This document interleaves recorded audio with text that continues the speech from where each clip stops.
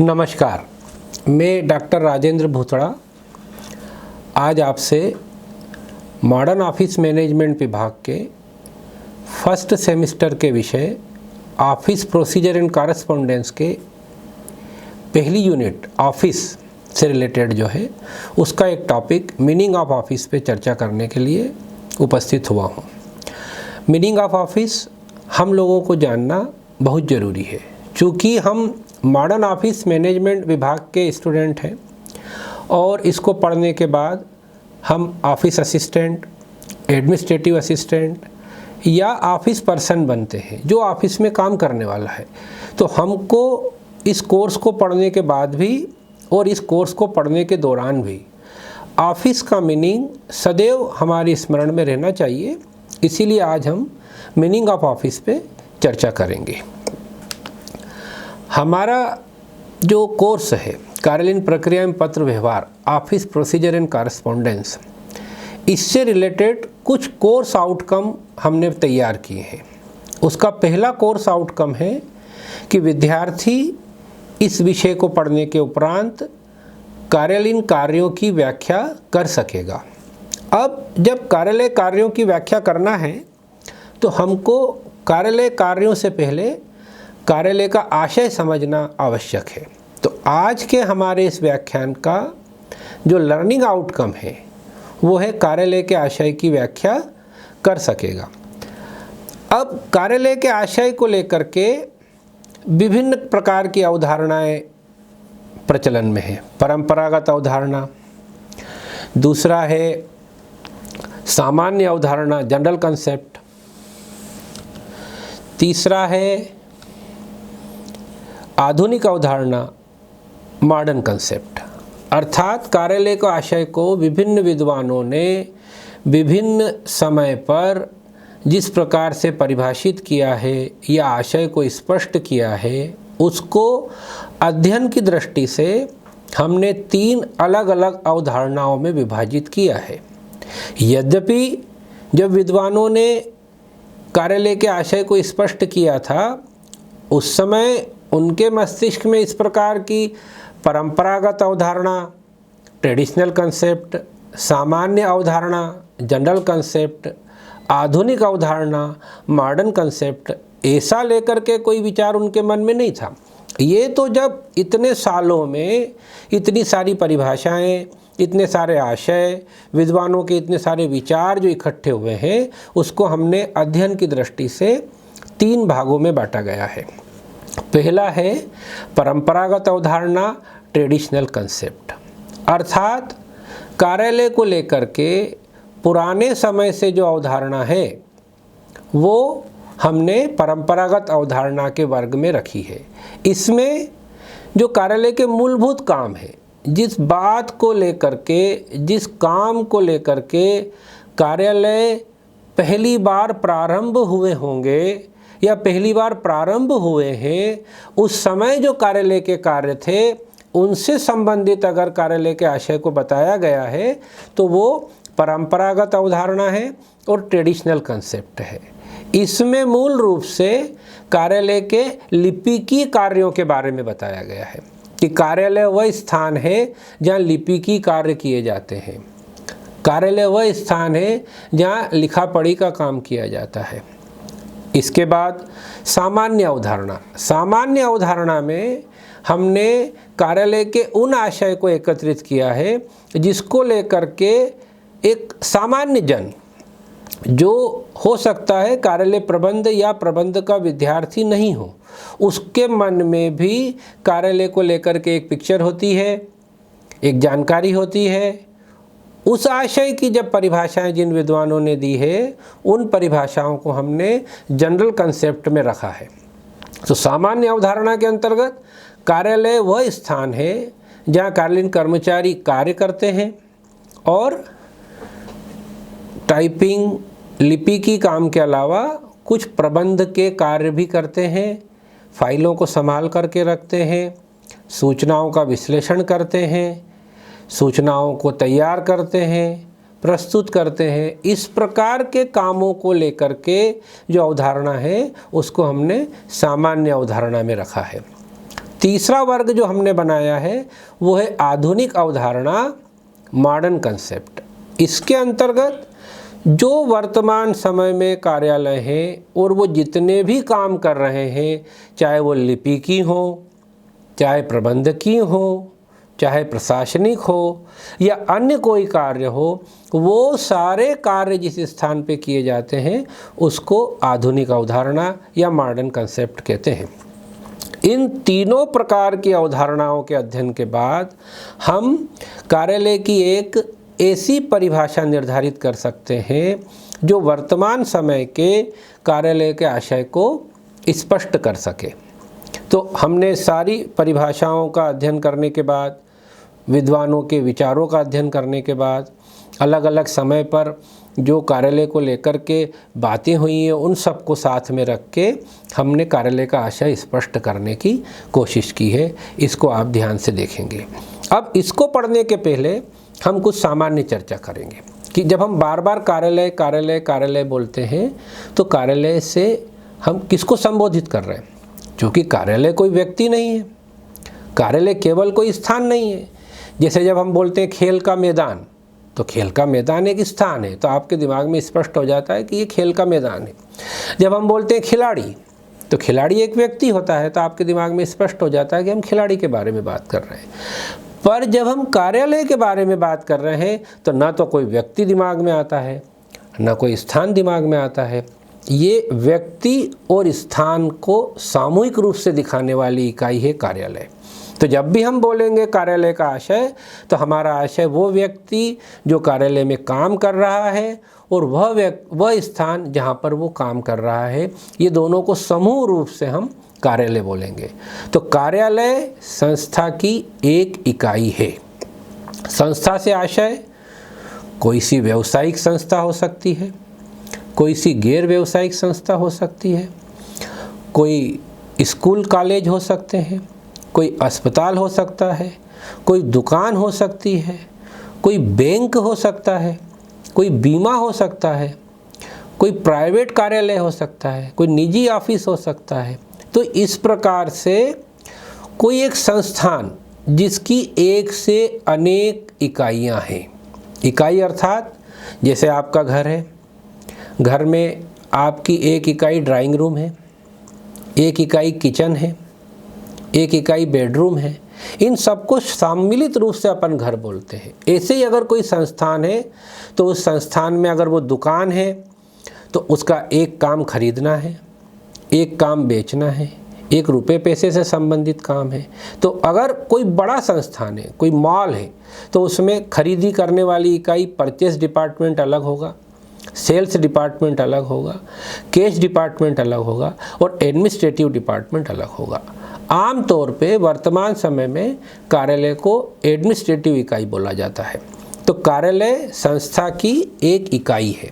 तो अब मैं समझता हूँ कार्यालय, संस्था और इकाई, इन तीनों को लेकर के आपके मन में कोई भ्रम रहा नहीं होगा। तो कार्यालय संस्था की एक इकाई है जो संस्था के लिपिकीय, प्रबंधकीय एवं प्रशासनिक कार्य करती है। अब हम एक एक काम की चर्चा करेंगे। लिपिकीय अर्थात लिखने का काम। लिपि शब्द क्या है? अगर कोई भाषा है तो भाषा के दो स्वरूप होते हैं, एक बोली और एक लिपि। हम किसी भाषा को बोलते हैं और उसी भाषा को लिखते हैं तो उसके अपनी वर्णमाला होती है। अगर हम अंग्रेजी बोलते हैं तो अंग्रेजी की अपनी वर्णमाला है, ABCD वगैरह। हिंदी बोलते हैं तो हिंदी की अपनी वर्णमाला है, क ख ग अ आ इ ई।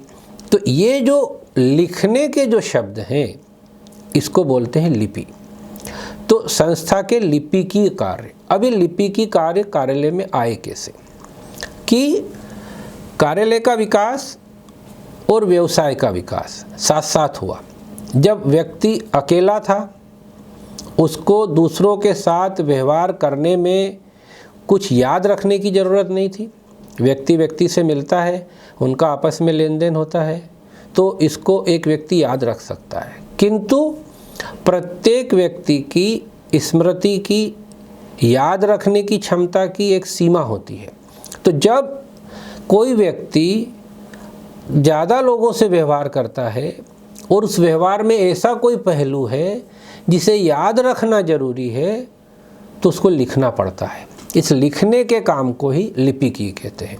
तो यदि कोई दुकान है, जैसे आप सब्जी वाले को देखो, जब वो सब्जी का ठेला लेके आता है, आपको सब्जी का भाव बताता है, आप उसको सब्जी के पैसे दे देते हैं और उससे सब्जी ले लेते हैं, उसको कोई लिखा पढ़ी की ज़रूरत नहीं है। किंतु यदि आप उससे उधार लेते हैं तो वो कहीं ना कहीं लिख लेता है कि फलाने जी को मैंने इतने रुपए की सब्जी आज उधार दी है। ऐसे ही अगर आप स्टेशनरी की दुकान पे जाते हैं, आप नकद पैसे देते हैं और स्टेशनरी ले लेते हैं, तो याद रखना ज़रूरी नहीं है। पर यदि व्यक्ति को ये देखना है कि चाहे मैंने नगद में भी जो व्यवहार किया है वो उससे मेरे को लाभ है कि नहीं है, कौन सी चीज़ ज़्यादा बिक रही है, मेरे को व्यवसाय में कौन सी वस्तु बढ़ाना चाहिए, कौन सी वस्तु कम बिकती है तो मेरे को कम खरीदना चाहिए, या जो मुझे खरीदना है वो कहाँ से खरीदना है, कहाँ सस्ता मिलता है, क्या मैं महंगा तो नहीं खरीदता हूँ। तो इस प्रकार की सारी जानकारी एकत्रित करने के लिए उसको लिपिकी कार्य करना होता है। अब जो संस्थान का प्रमुख व्यक्ति है, अगर दुकान है तो वो विक्रेता है, वो बेचता है माल, पैसे प्राप्त करता है, तो वो ऐसे वो काम जो उसके अलावा अन्य कोई कर सकता है, उसके लिए वो किसी व्यक्ति को नियुक्त करता है। तो जो संस्था के कार्यालयीन कार्य हैं, चाहे वो दुकान हो, चाहे वो कारखाना हो या अन्य कोई संस्थान हो, तो लिपिकी कार्य, लिखा पढ़ी के जो काम हैं उनको करने के लिए संस्था में कार्यालय की स्थापना प्रारंभ में हुई। यही संस्था के आधारभूत कार्य कहलाते हैं। इन्हीं को लेकर के कार्यालय की स्थापना हुई थी। और जिन कार्यालय, जो छोटे संस्थान हैं, आम तौर पे उन संस्थानों में कार्यालय में लिपिकी कार्य ही किए जाते हैं। जैसे जैसे संस्था का आकार बढ़ता है तो प्रबंधकीय और प्रशासनिक कार्य भी कार्यालय करने लगता है। तो कार्यालय संस्था की एक इकाई है जो संस्था के लिपिकी कार्य करती है। कार्यालय संस्था की एक इकाई है जो संस्था के प्रबंधकीय कार्य भी करती है। अब प्रबंधकीय यानी प्रबंध के 5 प्रमुख कार्य माने गए हैं: नियोजन, संगठन, समन्वय, अभिप्रेरण एवं नियंत्रण। नियोजन, अब कार्यालय जब प्रबंध के कार्य करता है तो उसके प्रबंध के कार्य 2 प्रकार के होते हैं। एक तो अपने स्वयं का प्रबंध करता है, जो संस्था की एक इकाई है उसका प्रबंध करता है, उसके लिए नियोजन करता है, उसके लिए संगठन करता है, उसके लिए समन्वय करता है, उसके लिए अभिप्रेरण करता है एवं उसके लिए नियंत्रण करता है। तो कार्यालय करता है मतलब खुद के लिए करता है। तो कैसे करता है? यानी जो कार्यालय प्रबंधक है वो कार्यालय के लिए ये कार्य करता है। तो यहाँ पर हम देखेंगे कार्यालय में काम करने वाले कर्मचारी, कार्यालय प्रबंधक, कार्यालय का स्थान, इन तीनों को सामूहिक रूप से हम कार्यालय बोलेंगे। तो कार्यालय संस्था की एक इकाई है जो संस्था के लिपिकी, प्रबंधकी एवं प्रशासनिक कार्य करती है। अब तीसरा कार्य प्रशासनिक कार्य। प्रशासनिक कार्य यानी नीति निर्धारण करना, लक्ष्य का निर्धारण करना, संस्था का विजन तैयार करना, मिशन तैयार करना और ऐसी बातें जो संस्था के स्वामी या संस्था के उच्च अधिकारी संस्था में करना चाहते हैं, उन कामों को करने का काम भी कार्यालय करता है। तो कार्यालय संस्था की एक इकाई है जो संस्था के लिपिकी, प्रबंधकी एवं प्रशासनिक कार्य करती है। इस इकाई में संस्था से संबंधित लिपिकी कार्य तो किए ही जाते हैं, कार्यालय से ही संस्था के कार्यों का नियोजन, संगठन, समन्वय, अभिप्रेरण एवं नियंत्रण किया जाता है। अब हम एक एक शब्द पे चर्चा करेंगे। नियोजन, कार्यालय स्वयं के लिए नियोजन करता है, संस्था के कार्यों के लिए नियोजन करता है। अब संस्था के कार्यों के लिए नियोजन कैसे करता है कि संस्था के जो प्लानिंग ऑफिसर्स हैं उन लोगों को जो जानकारी चाहिए वो जानकारी उपलब्ध कराता है। और वो जानकारी उसके पास कहाँ से आती है? लिपिकी कार्य के माध्यम से आती है।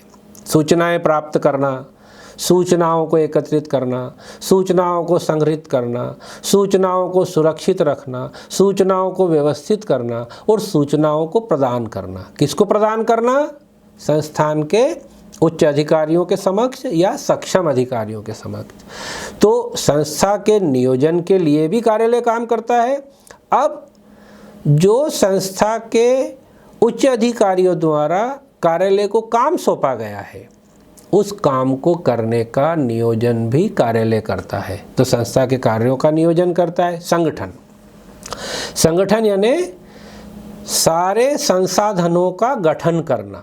संगठन का मतलब होता है संसाधनों का गठन करना। अब संसाधन में जीवित संसाधन भी है और अजीवित संसाधन भी है। मशीन है, फर्नीचर है, अलमारी है, स्थान है और व्यक्ति है। इन सबको संगठित करना। कौन व्यक्ति क्या काम करेगा, कौन व्यक्ति के क्या अधिकार रहेंगे, कौन व्यक्ति किसको काम करने का बोलेगा, कौन व्यक्ति जिसने निर्देश दिया उसका पालन करेगा। यह व्यक्ति से आशय है कार्यालयीन कर्मी, कार्यालय के कर्मचारी। तो ये सारा काम भी कार्यालय करता है, स्वयं के लिए भी करता है और संस्थान के लिए भी इस प्रकार की नियमावली इत्यादि का निर्माण करता है ताकि संस्थान का काम भी ठीक से चल सके। अगला काम है प्रबंधकीय कार्य कार्यालय का समन्वय। समन्वय अर्थात प्लानिंग हो गया, समूह इकट्ठा हो गया। आमतौर पे अजीवित संसाधनों में समन्वय की समस्या नहीं होती है क्योंकि उनमें कोई मतभेद नहीं होता है, कोई विवाद नहीं होता है या कोई तर्क नहीं होते हैं। किंतु जो जीवित संसाधन है, कर्मचारी हैं, अधिकारी हैं, वो लोगों का विचार करने का तरीका, काम करने का तरीका अलग अलग हो सकता है, यद्यपि लक्ष्य सबका एक ही होता है। तो उन सब लोगों के बीच में समन्वय बनाना कि एक के द्वारा किया गया कार्य दूसरे के द्वारा किए जाने वाले कार्य को मदद करे और ये सारे कार्यों की कड़ी मिलकर के जो संस्था का चरम लक्ष्य है उसको हम प्राप्त कर सकें, इस दिशा में सब लोग काम करें, ऐसा करने का काम भी कार्यालय करता है। तो ऐसा काम कार्यालय स्वयं अपनी इकाई के लिए भी करता है और संस्थान के लिए भी करता है। अब प्रबंधक का अगला काम है अभिप्रेरण। अभिप्रेरण आमतौर से दिखाई नहीं देने वाला काम है किंतु इसका प्रभाव दिखाई देता है कि यदि कोई संस्थान में सारे लोग अभिप्रेरित हैं, मोटिवेटेड हैं, तो उनको काम करते हुए जब आप देखेंगे तो आपको लगेगा हर एक आदमी अपना काम बहुत मेहनत से और लगन से कर रहा है।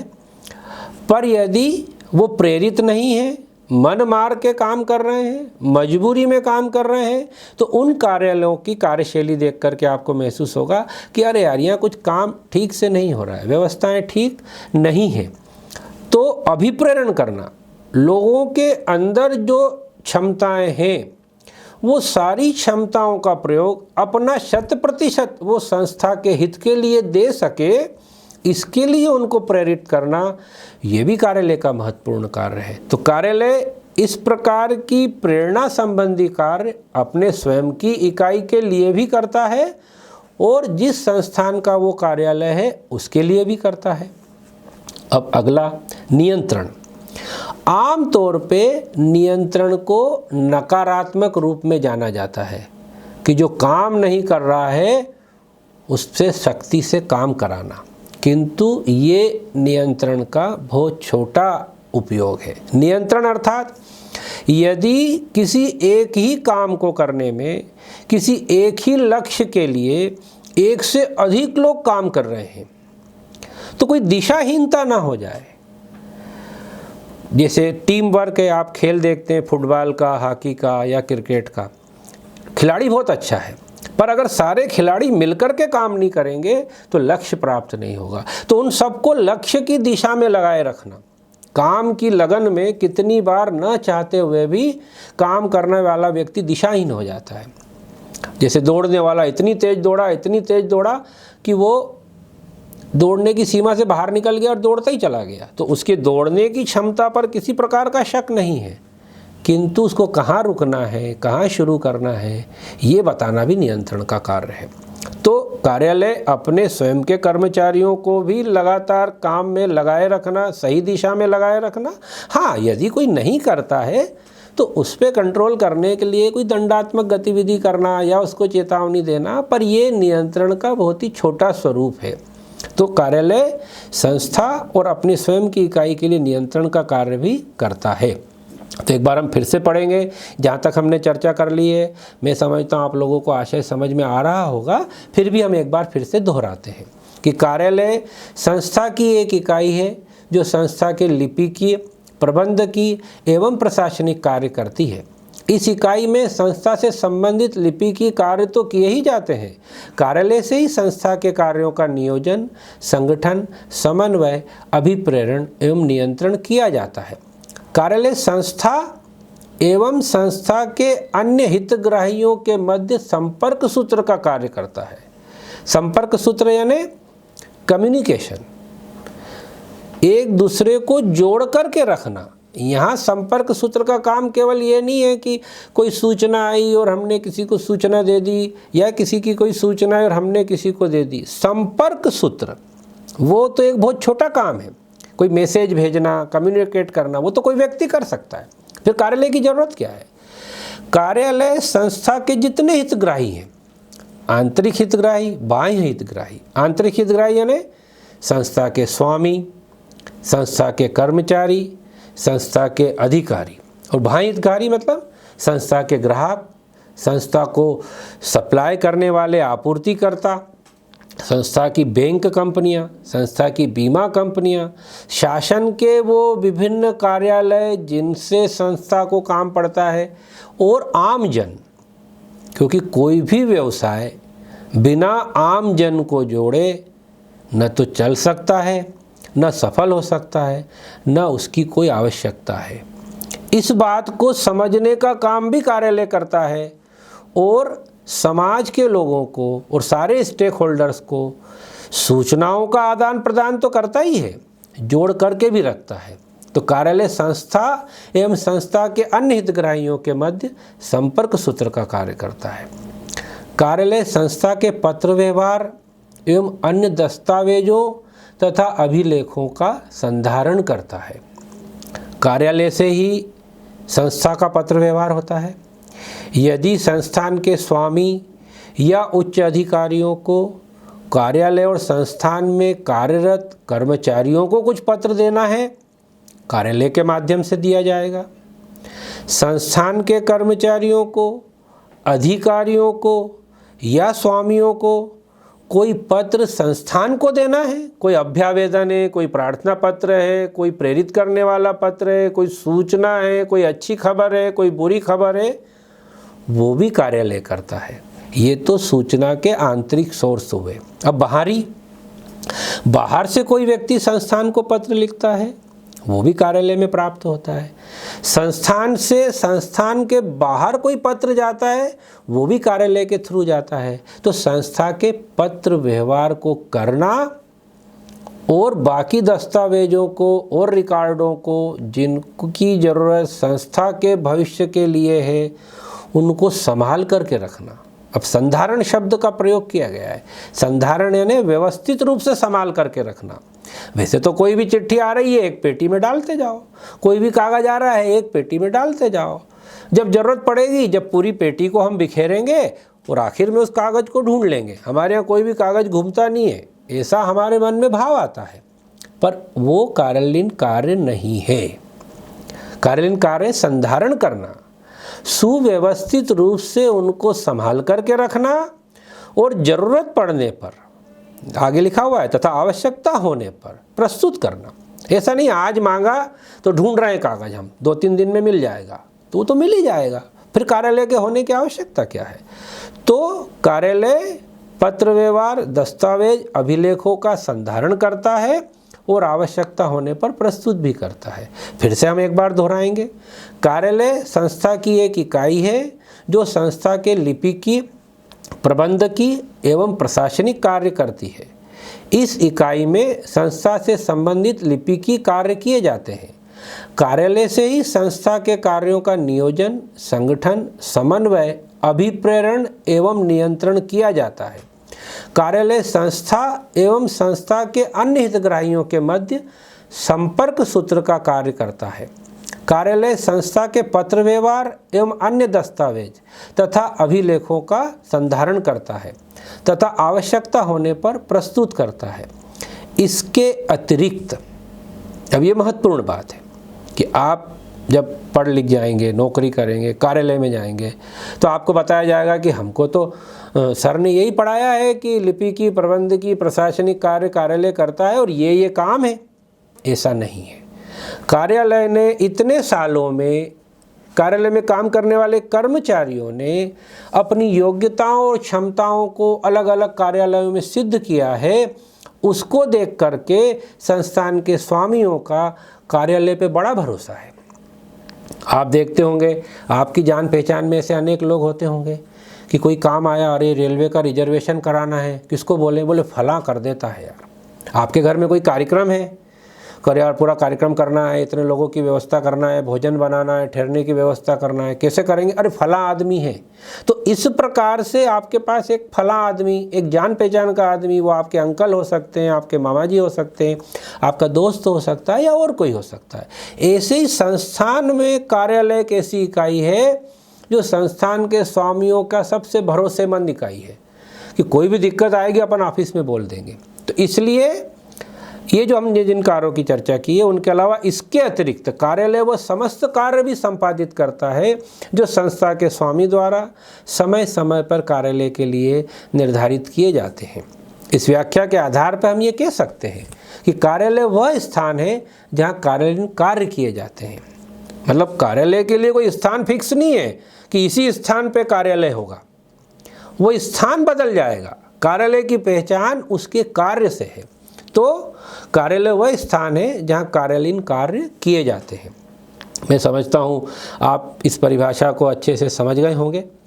अब हमको ये ध्यान रखना है कि हम जो कुछ भी पढ़ते हैं या जो कुछ भी सीखते हैं, हमको ऐसा लगता है कि हम सीख गए, हमको तो सब आ गया है, पर जब तक कोई हमारी परीक्षा नहीं लेता है तब तक हमको, अगर ये गलतफहमी है कि हम सीख गए हैं, तो वो गलतफहमी दूर नहीं होती है और आगे जाके हमको नुकसान होता है। तो आपको मैंने जो भी पढ़ाया है उसको लेकर के 2 प्रश्न मैं आप लोगों को दे रहा हूँ कि कार्यालय का आशय स्पष्ट कीजिए। Explain the meaning of office. ये तो आप स्पष्ट कर देंगे, इतना आपने पढ़ा भी है। पर अगला प्रश्न है, व्यक्तिगत जीवन के ऐसे 5 अवसरों की सूची बनाइए जब आपको अंक सूची, प्रमाण पत्रों, जमा कई फीस की रसीदें, जाति प्रमाण पत्र, निवासी प्रमाण पत्र आदि की आवश्यकता महसूस हुई हो। आपको लिस्ट बनाना है ऐसे 5 अवसरों की। अब क्यों बनाना है, ये प्रश्न क्यों दिया गया कि कार्यालय आपको पढ़ाया क्यों जा रहा है, कार्यालय का मीनिंग आपको पढ़ाया क्यों जा रहा है। केवल पढ़ाने के लिए तो कुछ भी नहीं पढ़ाया जाता है। जो कुछ भी पढ़ाया जाता है उसका व्यक्ति के जीवन में उपयोग होता है। तो अभी हमने आपको जब कार्यालय के बारे में पढ़ाया, आगे जाके आपको कार्यालय के कार्यों के बारे में पढ़ाएंगे, तो आपको लगेगा कि यदि ये जानकारी हमको पहले से होती तो शायद हमारे जीवन में आज के पहले इन कागजातों को लेकर के जो समस्या आई हो कि यदि ज़रूरत पड़ी हो और हमको कागजात मिले ना हो, हमको बहुत ढूंढना पड़ा हो, बहुत हड़बड़ी में हुए होंगे, हम परेशान हो गए होंगे या अनेक अवसर हमसे चूक गए होंगे। और यदि हमने कार्यालय के बारे में पढ़ा होता तो शायद इन कागजातों को हम व्यवस्थित रखते। अरे नहीं, हम तो व्यवस्थित ही रखते हैं, पर हो सकता है आप रखते हो, कोई और न रखता हो।